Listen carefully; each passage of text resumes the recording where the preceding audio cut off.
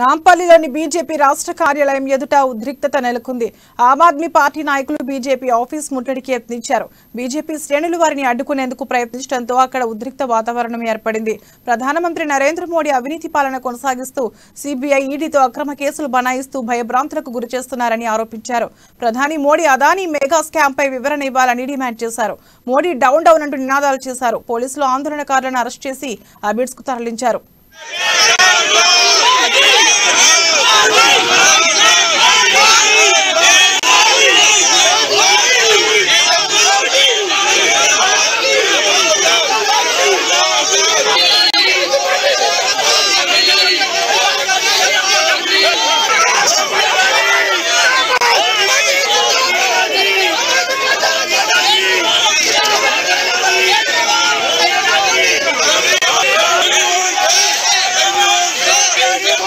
Financial lawlessness create చేసిండ్రు stock మార్కెట్లో.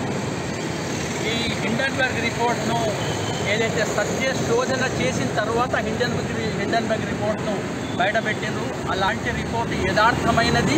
ఈ యథార్థమైన ఆమ్ ఆద్మీ పార్టీ జాతీయ పిలుపు మేరకి ఇక్కడ బీజేపీ ఆఫీస్ ముందు అదానీ మోడీల దోస్తీని బట్టబయలు చేయడానికి ఇక్కడికి వచ్చాం. మేము డిమాండ్ చేసేది జాయింట్ పార్లమెంటరీ కమిటీని ఏమని చెప్పి మాత్రమే డిమాండ్ చేశాం, అంతకంటే లేదు. కానీ ఇక్కడ రాగానే ఇక్కడ లోపల నుంచి అన్యాయంగా అరెస్ట్ చేస్తున్నారు. మేము అడిగింది జాయింట్ పార్లమెంటరీ కమిటీ ఏమన్నాం. ఎందుకంటే దేశాన్ని మొత్తం అమ్మేశారు.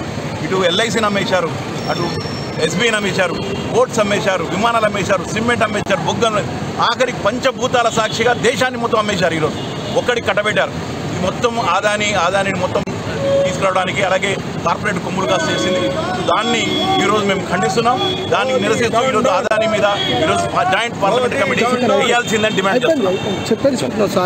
ఫైనాన్షియల్ లాలెస్నెస్ క్రియేట్ చేసిండ్రు